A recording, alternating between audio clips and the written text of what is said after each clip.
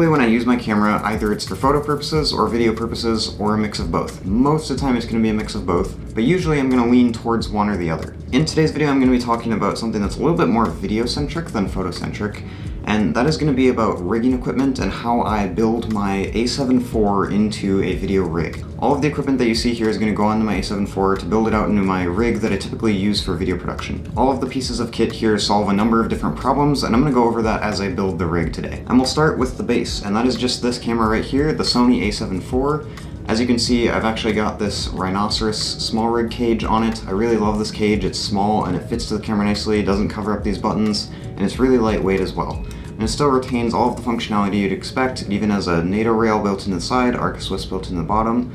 You get a hidden tool in the bottom of the actual cage. The actual part that goes under the grip is really nice as well, having this screw here to make sure it doesn't twist. There's just a number of nice things that I really love about this.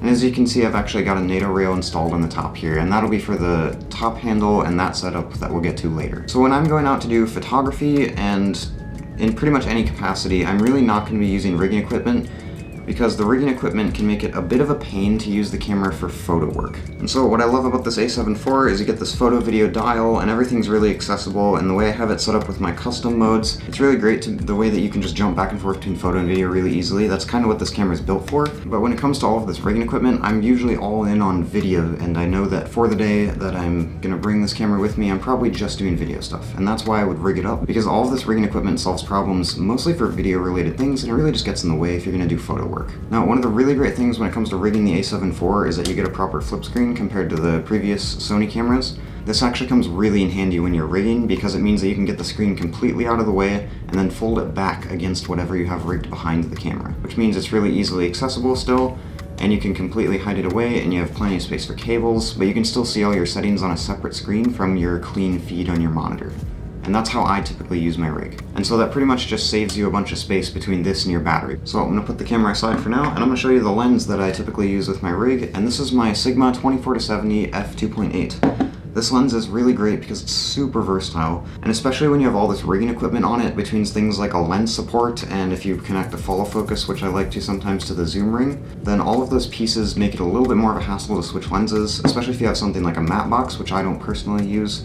But those can be a bit more problematic when it comes to switching lenses. It just adds more time. And so having something like a 24-70 f2.8 means that I pretty much never have to switch lenses, and all I have to do is just have the one lens, which means everything is just within the one video rig that I have, and I don't have to switch over to other lenses throughout the day. This lens actually makes a really nice pair with the A7IV because they're both just really versatile. And so you could stop right here at this setup and you would have a great photo-video hybrid. And that's what I really love about this, is when I'm not having it fully rigged, this setup still covers pretty much everything from photo to video, and I can just throw in a shotgun mic on the top here, and I'm pretty much good for the day for photo or video. And I can do a mix of both really easily. But moving on to the actual rig, this is just the core camera build that I have right here. And the first thing that I do when I typically go to rig up my camera is throw it into this assembly right here. And I'm not going to actually start completely from scratch, so I'll just break down what this piece right here is. And essentially this is just two of the carbon fiber rods from Small Rig, and I've got my base plate, a V-mount plate, and then I've got this lens support piece here. And so this is just a really solid structure that kind of holds down the core of the build and keeps everything together. And so to start with, I'm going to just fasten this onto my rig. Now, one thing to keep in mind is that because I do actually have Arca Swiss built into the bottom of this cage, I really want to at some point put in an Arca Swiss quick release plate here, because that would mean that I don't have to put these screws in, which can be really tedious to do, and it's actually pretty difficult to do every single time I want to rig my camera. And then it also means I have to remove and put my tripod plate on, from the bottom every single time I take my camera in and out of the rig. So having a quick release plate here to just pop the camera in would be really, really helpful. But as of right now, I don't have one, so I still have to screw everything in. So before I actually put this in, I need to make sure my flip screen is flipped entirely out so it doesn't get stuck, because otherwise I'd have to take it back off again to do that. And then also now would be the easiest time to remove the battery. So one of the reasons that this setup is so great is that you actually have a number of different things attached to these rods, so the whole thing is just really solid. And that's one of the reasons I like to use this lens support here. Is it's not so much that the lens needs to be supported or I'm concerned about the weight, but it mostly just means that these rods are held together a little bit better towards the front, and it just holds the entire lens and camera combo to the entire structure just a little bit more rigidly, and so it just adds that much more rigidity and solidness to the whole structure of the rig. So one of the things I did want to mention is I do actually have a follow focus, and I love to use this with my manual focus vintage lenses. This is absolutely a must if you're going to be using manual lenses and you're going to be rigging your camera up. And so that would just slide onto the rods here. I also like to use it with this 24-70 on my zoom ring sometimes, but lately I haven't been doing that as much. And especially since the autofocus on the A7IV with this lens is so good, I don't typically use this on the focus ring anyway. But there's definitely still a time for manual focus, and this is a really great tool to have for that. But in most rigging scenarios, I just don't use it. Have you ever been interested in taking your video editing to the next level? Audio.com is a subscription-based platform that licenses music and sound effects, and you can use them in your edits. This is super helpful because they have a fantastic library of all of this, and you can find exactly what you need. They come in at an affordable price, and they have this really cool feature called Link Match AI. Say you have a copyrighted music track on YouTube that you want to pull inspiration from, you can put the URL in, and maybe you even want to exclude the vocals, and then you can search and it'll find similar tracks. And this will get you pushed in the right direction to finding the music you want to use for your edit. They come in at a very affordable price, and on top of that, my viewers get 70% off their first year of Audio Pro by using my affiliate link down below and the code. That's at the very top of the description, so go check that out if you're interested. The next step is to add the very top of the rig, and that is going to go onto this NATO rail on the top of the cage here. And this is just my small rig's top handle that I have for my rig, and this is a really nice top handle because you can actually loosen up 2 screws in the handle here and slide the handle along the entire length of itself, and you can actually readjust where it sits, which is really handy because if it's weighted differently, like right now if I'm holding the rig it wants to lean forward, so I could actually slide this handle up so that it's balanced perfectly. Now I will be adding more weight to the back, so we're not going to get to that step yet. But the way I have it configured is so that the monitor is on this tilting mount right here on the very front of the handle, and this side handle just goes right into the side of the cage right here.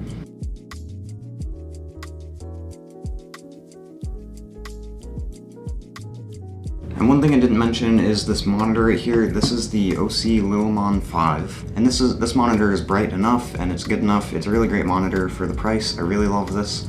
And one of the awesome things is that the HDMI in and out are on the back, which means you don't have cables jutting out of the side of the rig, more easy to get caught on things, and I think it's a little bit easier to manage them that way. But before I add any cables, the next thing I wanted to get to is the battery, which will go on the back. And I have Small Rig's 99 watt-hour battery. This one is really awesome because you get all sorts of ports on the actual battery itself.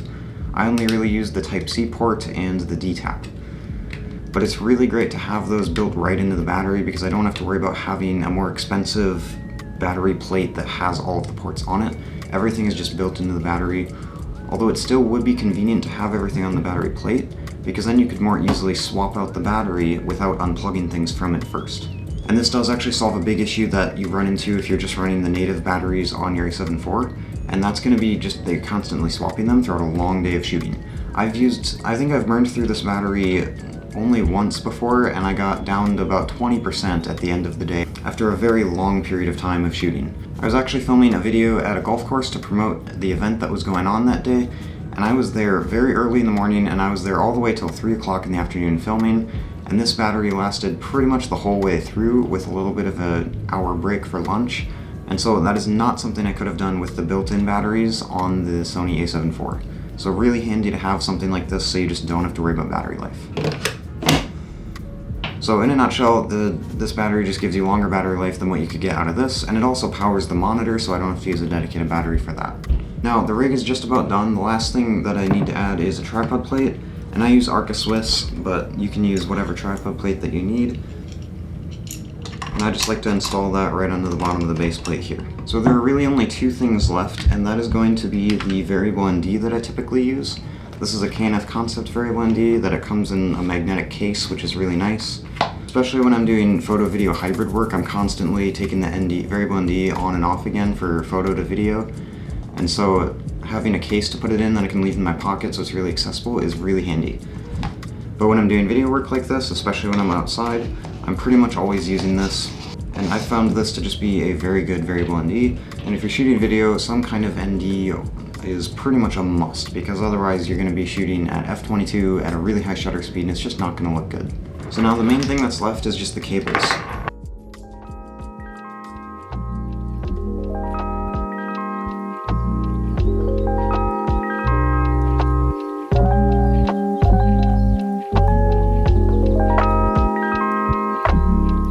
So now the last thing that's left to do is to cable manage, and I usually tie everything down to the cage and then stuff it all in between the actual camera and the battery plate, and then that gets it really out of the way and it looks much nicer. And I've got a few Velcro things that I have hidden around the cage that I use for that.